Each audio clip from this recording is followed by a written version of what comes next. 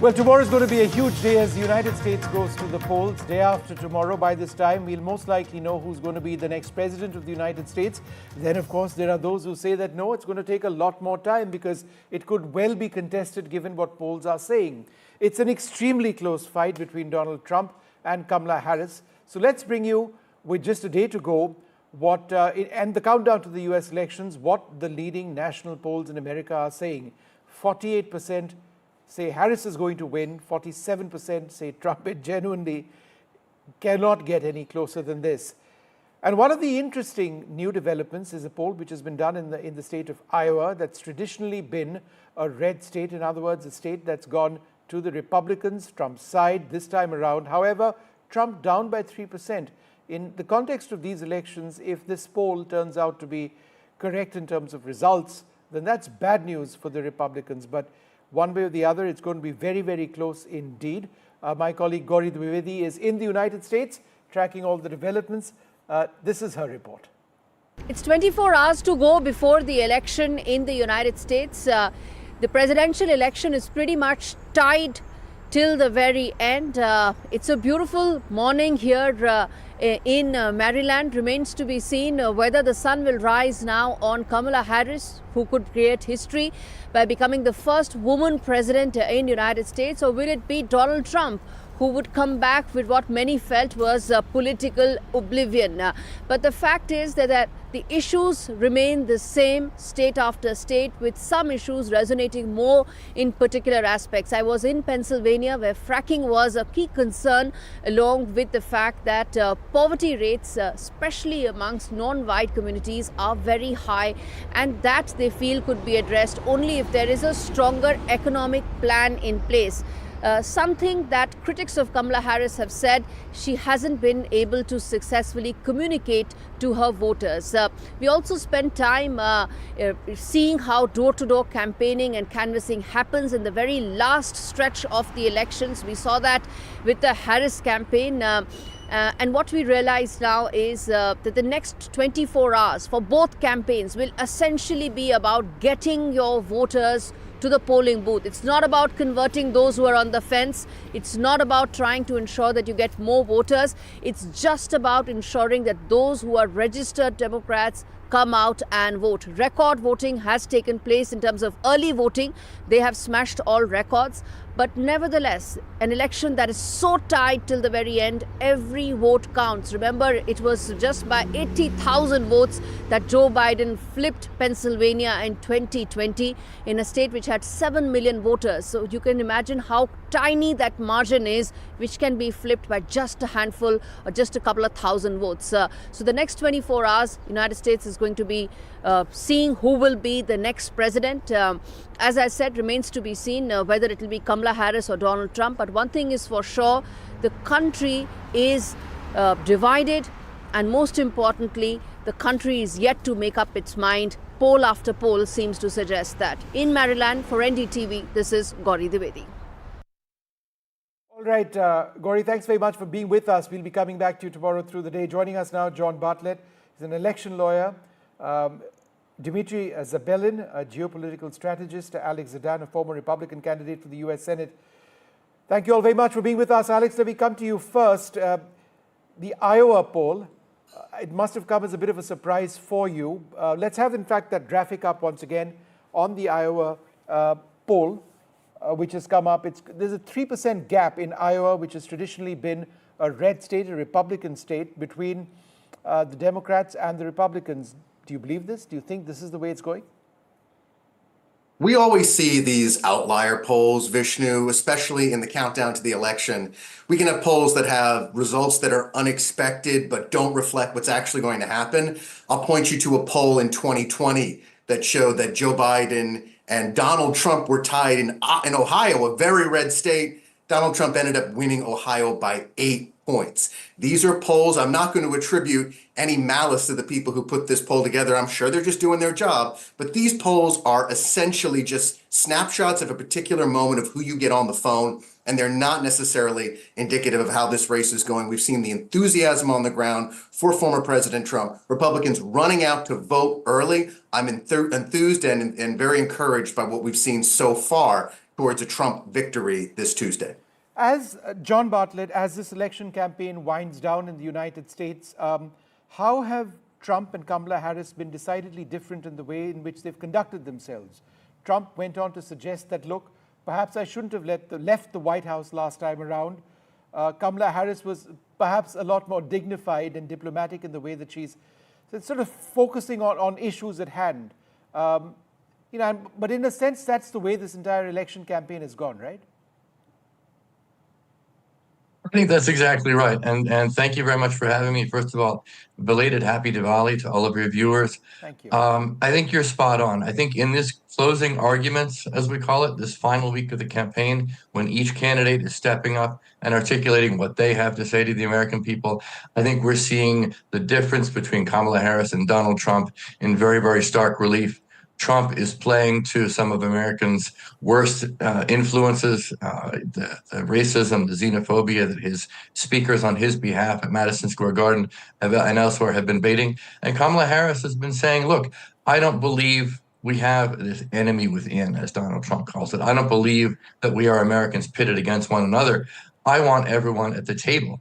And in addition to that, she has articulated a plan, an economic vision, some very specific ideas that are going to be positive for American families. I think people are seeing that. I think Alex is exactly right. Turnout is very high, but I think the result of that you're going to see is a massive victory in the popular vote for Kamala Harris. Dimitri Zabelin, would you agree that, Kamala Harris might be gaining a last second sort of surge? And if that is the case, and I don't know if you believe that, what are some of the key issues which might affect voters right down to the last moment before they go out and vote? Sure. So first off, thank you for having me. I think the biggest issue for all voters, and numerous polls have indicated this, is the economy. Under Trump, it certainly was, objectively better, and that's not a partisan statement. If you do see the data, it does indicate that. Some of the ongoing macroeconomic problems we see now, like inflation, were in large part caused by a combination of fiscal and monetary stimulus in response to the COVID-19 pandemic. And under response, of course, would have been critiqued just as much as perhaps in over response, so to speak. In terms of voter turnout, it's not surprising that we're seeing it be so high. Mr. Trump is certainly a divisive and polarizing character, for better or for worse. And in my view, it does really come down to the economy, which a lot of people have been struggling with at this time. As far as polls go, what Alex said, I completely agree with, to the extent that polls really don't, in my view, I don't really look at them too much. Like, I do keep, a little bit of an eye on them. For instance, the most recent poll done by, I think it was Siena College and New York Times, showed roughly a 3.5% margin of error between Trump and Harris in all 7 key swing states. Pennsylvania, of course, is one of the most sought after. It's what decided the presidential election in 2020 for Joe Biden. I think they carry 19 electoral college votes. It's down from 20 the previous year. So obviously, it has a lot of strategic value to the Trump and Kamala campaign. But again, with polls, I really don't pay that much attention to them or give them too much water. For myself, in terms of the work I do and for my clients, knowing what the potential election results may be now or 24 hours from now is really of little consequence, because while there are very different approaches they have to policy, what I'm very interested in and what I relay to my clients and through my research is what secular themes are going to be maintained through both administrations. Similar to what I did my analysis for Trump and Biden's administrations. You spoke about Pennsylvania. We've got some interesting points on Pennsylvania, how Pennsylvania could hold the keys to the White House. So let's have that graphic 4 up on the screen.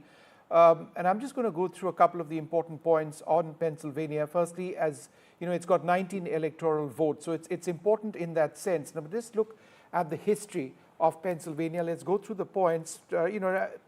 It was pivotal in the 2020 election win for the Democrats. It's been blue except in 2016 since 1992. Trump and Harris have heavily campaigned in Pennsylvania. Harris and Trump, in a sense, are tied in this crucial battleground state. If you look at what the polls have been saying, the Harris campaign could face its toughest challenge in the state. There is a large Asian American diaspora in the state. Indian Americans are a huge group over here. there are major concerns of inflation and cost of living, which are an important, perhaps the most important electoral issues in the state.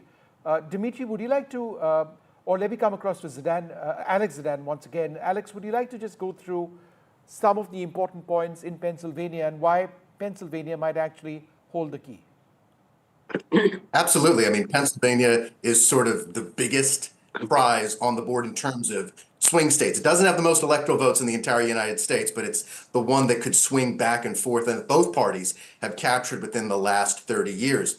It is also a place that James Carville has called Pittsburgh, Philadelphia, and the South in between, meaning that in between the two major cities, it's very rural, it's very blue collar. There are a lot of Republican voters right in between those two cities. That's another reason it's so valuable in a presidential contest, because you get those Republican voters out, as the Trump campaign has done, and cut into the margins around the cities. It can go for the Republican candidate, and the economy is so important. Pennsylvania is a little bit south of what we call the Rust Belt, but it had a very industrial economy until just a few decades ago. That change that swept the United States when the industry and the industrial economy sort of started dying down in the 70s and 80s, that really hit Pennsylvania hard. And it is a place where these prototypical folks who are hardworking, blue-collar people who are Trump supporters, who may have voted Democrat in the past. We call them Trump Democrats. They were Reagan Democrats in the 80s, and now they are ready to send Donald Trump back to the White House.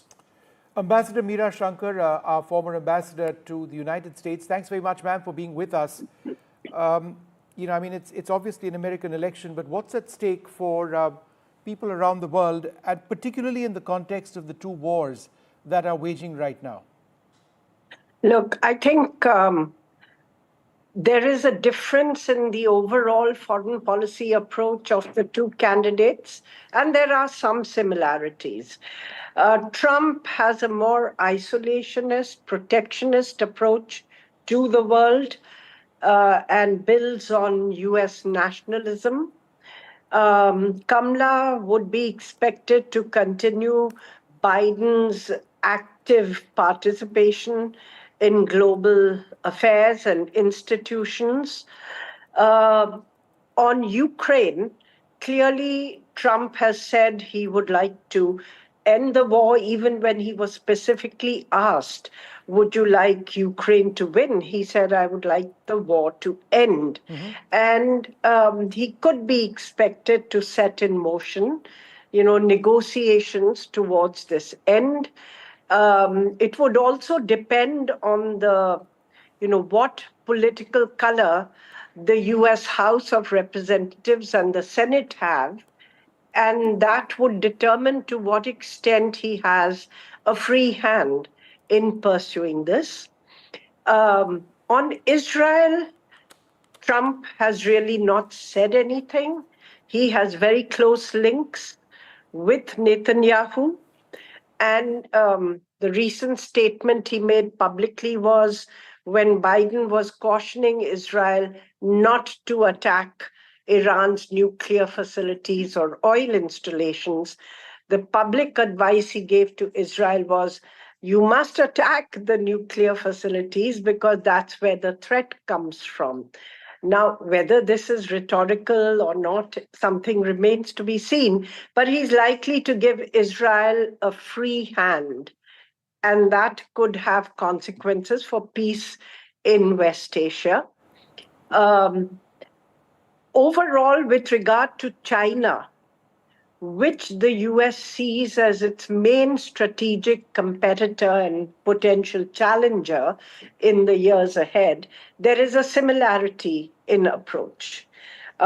Trump was the first to turn US policy around on China, and he imposed tariffs on $200 billion worth of Chinese imports.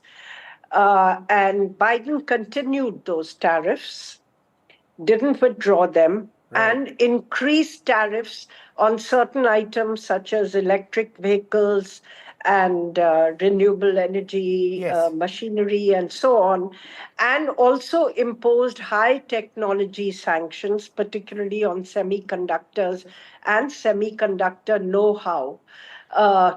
for export to China. So I see that with regard to China, there could be continuity. With regard to West Asia, both candidates would support Israel's right to defend itself, but Kamala might place more emphasis Sure. on working for a ceasefire. Absolutely. In terms of Europe, again, I think there's a lot of apprehension in Europe about a potential Trump presidency because of his downplaying of NATO the last time that he was Right. president. No, I agree. There And is certainly apprehension in Ukraine about what might happen next. I'd like to thank you very much for being with us.